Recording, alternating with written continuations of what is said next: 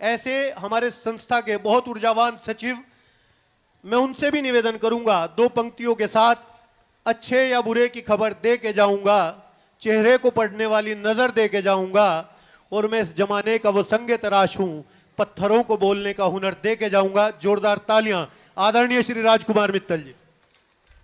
धन्यवाद। आदरणीय अध्यक्ष महोदय, मंदिर हनुमान टीला मंधान शामली और सभी प्रिय डायरेक्टरगण, सभी कलाकार और सभी अपार जन समूह की तरफ से मैं आदरणीय प्रसन्न चौधरी जी का स्वागत करता हूं। ये हमारे लिए बड़े गर्व की बात है कि आज उनका हमें आशीर्वाद प्राप्त हुआ है और मैं इसके साथ इनका हृदय से स्वागत करता हूं। धन्यवाद। धन्यवाद आदरणीय भाई साहब। अब वक्त है उनका आशीर्वाद और मार्गदर्शन लेने का, जो मुख्य अतिथि के रूप में भारतीय जनमानस की आस्था के केंद्र बिंदु भगवान श्री राम का जन्मोत्सव इस मंच पे आज हम लोग करेंगे।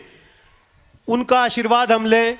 राजनीतिक रूप से जब आप जिला पंचायत के अध्यक्ष थे तब भी आप मंच पे आए, और शायद ये बाबा बजरंगबली की आपके साथ विशेष कृपा कि आप जिला पंचायत अध्यक्ष से विधायक के रूप में प्रमोट हुए, और आने वाले समय में आपका कद और रुतबा राजनीति के मंच पे और बढ़ेगा। 2 लाइन आपको कहता हूं आपकी शख्सियत के लिए। मुश्किलों से कह दो उलझा ना करे हमसे, मुश्किलों से कह दो उलझा ना करे हमसे, हमें हर हाल में जीतने का हुनर आता है। जोरदार तालियां माननीय विधायक जी के लिए।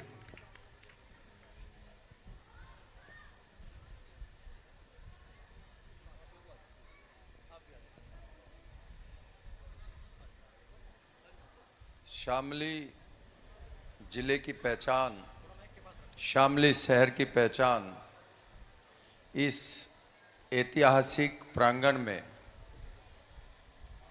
आज हमारी संस्कृति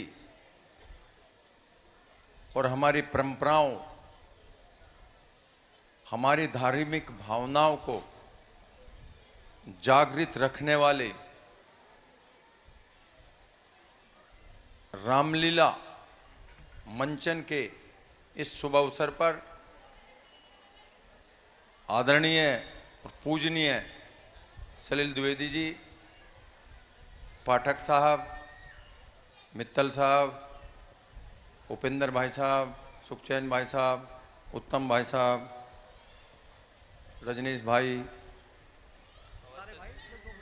पुनीत भाई, सुनील भाई, वे सभी राम भगवान के प्रेमी गण, सबसे पहले तो मैं यहाँ की जो रामलीला कमेटी है उसका तहे दिल से धन्यवाद करता हूँ, आभार व्यक्त करता हूँ कि इस ऐतिहासिक पल पर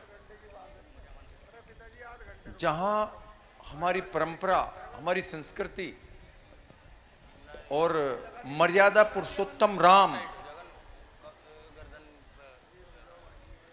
के जो विचार थे, जो उनमें सत्यनिष्ठा थी, जो उनमें न्याय की प्रवृत्ति थी, उसको जागरण करते हुए ये 9 दिन की रामलीला का शुभारंभ हुआ है। 18 दिन की रामलीला का शुभारंभ हुआ है और मुझे यहाँ बुला करके मेरा सम्मान बढ़ाया है। दूसरा, मेरे अंदर भी मर्यादा पुरुषोत्तम राम से कुछ सीखने के लिए मुझे प्रेरित किया है। मैं बार बार आभार व्यक्त करता हूँ। साथियों, बुजुर्गों, देखो वैसे तो मेरे से सारे सीनियर लोग खड़े और मेरे से ज्यादा बात जाना है, पर जब कभी भी हनुमान धाम की तरफ को पैर पड़े तभी हमारे अंदर भावनाएं जागृत हों। कलवयु क्या है? हनुमान धाम, हनुमान धाम की हमारे श्यामली से क्या जुड़ाव है? अभी मैं आदरणीय सलिल द्विवेदी जी से पूछ रहा था कि भाई जब महाभारत काल हुआ उस टाइम पर जब श्री कृष्ण जी उधर हस्तिनापुर से और कुरुक्षेत्र जा रहे थे तो वे बीच में यहाँ रुके और उन्होंने हनुमान जी की आशीर्वाद लिया, उनकी पूजा की। और एक वृक्ष और है जो पहले से ही है, उस पे उसकी मान्यता है, उसकी मान्यता है कि जो मन में कुछ लेकर आता है तो वो उस पर धागा बांधता है। तो इस हनुमान धाम की मान्यता और इस शामली के नाम को हनुमान धाम से, हनुमान धाम की मान्यता से जाना जाता है। यह हमारे लिए गर्व की बात है, गौरव की बात है।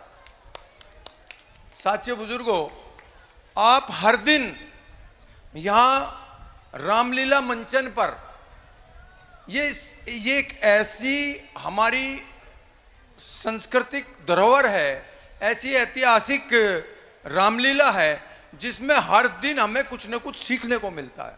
हमारे समाज के बारे में, परिवार के बारे में, भाई का भाई से प्रेम, उसके बारे में, पिता का क्या दायित्व है, पिता के प्रति बच्चों का क्या दायित्व है, परिवार कैसे इकट्ठा रहे, इन सब का अलग अलग दिन मंचन होता है। यही हमारी संस्कृति और परंपराएं हैं और उन्हें हम जीवंत रख रहे हैं रामलीला के मंचन से। और अपने कर्मों में भी हम उसे ढाल लें। रामलीला देखने का और मंचन करने का यही हमें सबसे बड़ा फायदा है। कम से कम वो आदर्श जो पुरुषोत्तम राम में थे, वे आदर्श हमारे में हो, हमारे आने वाली पीढ़ी में हो। यही रामलीला मंचन का फायदा है और इसीलिए रामलीला कराई जाती है। मैं अंत में फिर सबका धन्यवाद करते हुए, सबका आभार व्यक्त करते हुए मैं अपनी वाणी को विराम देता हूं और दो एक नारे लगाऊंगा। जय श्री राम, जय हनुमान जी, जय हिंद। धन्यवाद आदरणीय विधायक जी। आपने क्योंकि संस्कार और संस्कृति का विषय रखा और आप उत्तर प्रदेश सरकार का हिस्सा हैं, तो संस्कृति मंत्रालय की ओर श्री मंदिर हनुमान टीला, हनुमान धाम जैसे और जगह जनपद में कुछ चीजें आगे बढ़ी, तो हमारा तो निवेदन है, क्योंकि जब आप बाबा के चरणों में जिला पंचायत अध्यक्ष के रूप में आए, पड़ेगी जी, तो एक बार जोरदार ताली माननीय विधायक जी के लिए।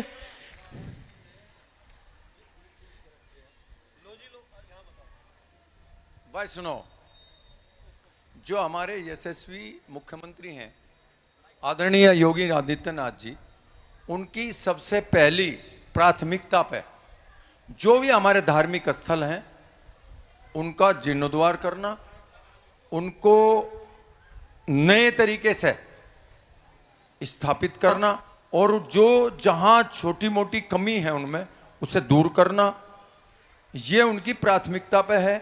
और 2 साल से मैं देख भी रहा हूं, चाहे वो शामली जिला हो, चाहे एल्लम जैसा कोई स्थान हो, चाहे अट्टा जैसा मंदिर हो, चाहे पवार खेड़ा जैसा मंदिर हो, वहाँ आदरणीय मुख्यमंत्री जी के आशीर्वाद से उन मंदिरों के जीर्णोद्धार के लिए पैसा भी दिया गया है और उनकी ये इच्छा भी है।